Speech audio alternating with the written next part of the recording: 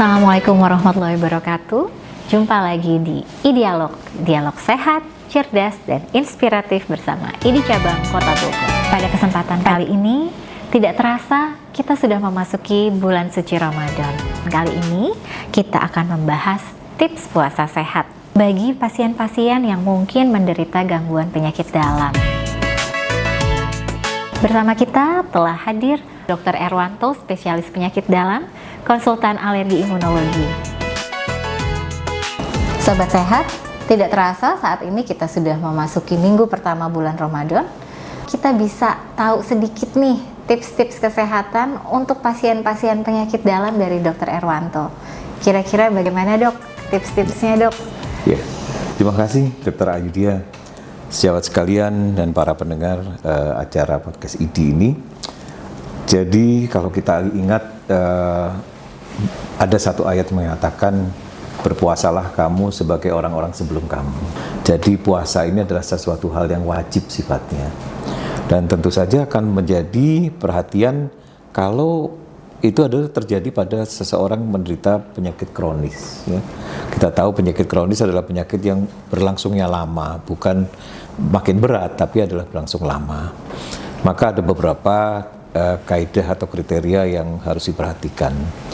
Tentu saja secara prinsip, kalau penyakit itu sudah terkontrol, maka dipersilakan untuk berpuasa. Jangan takut untuk merubah atau mengubah jadwal dari obat-obat berpuasa. Tentu saja diperlukan konsultasi dengan dokter yang biasa menangani pada pasien-pasien dengan penyakit kronik itu. Ya.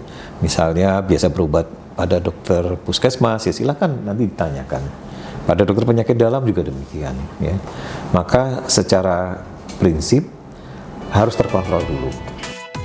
Misalnya pada seorang penderita diabetes, disarankan gula darahnya terkontrol ya, dan terutama menggunakan obat-obat yang oral, tapi obat injeksi juga boleh. Gula darahnya harus di bawah dari 200 ya.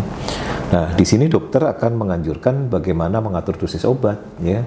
Karena seorang puasa yang berpuasa ini kan dia dari sejak pagi ya, matahari terbit sampai matahari terbenam mereka buka puasa kira-kira kurang lebih 12 jam.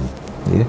Jadi kalau dia minum obat dengan dosis yang sama, yang biasanya masa kerjanya 6-8 jam, kalau tidak makan siang maka akan jatuh dalam kondisi hipoglikemi. Demikian juga obat-obat penyakit lainnya. Maka obat-obat itu harus disesuaikan dosisnya, kondisi pasiennya, ya. Dan secara prinsip pola makan juga harus diatur, ya. Makan tidak boleh terlalu banyak pada waktu sahur tentu saja. Ya, gunakan makanan-makanan yang banyak mengandung serat atau biji-bijian, ya, karbohidrat tidak terlalu banyak. Jadi sebaiknya dihindarkan tuh masak khusus pada bulan puasa, menunya khusus. Nah, ini jangan, dia biasa-biasa aja.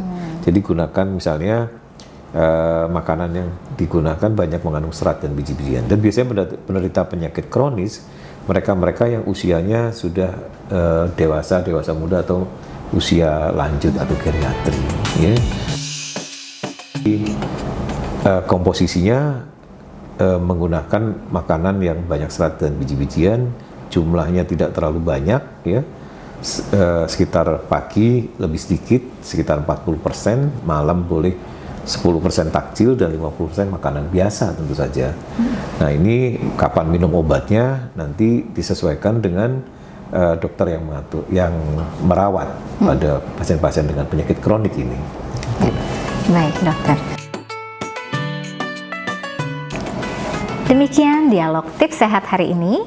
Semoga tips puasa sehat yang diberikan oleh Dr. Erwanto dapat bermanfaat dan menjadi panduan dalam menjalankan ibadah puasa. Semoga pasien-pasien dengan gangguan penyakit dalam tetap sehat, lancar, aman dalam menjalankan ibadah puasa. Terima kasih kepada Dr. Erwanto atas tips sehatnya. Sekian. Salam sehat. Selamat menunaikan ibadah puasa. Terima kasih, dokter.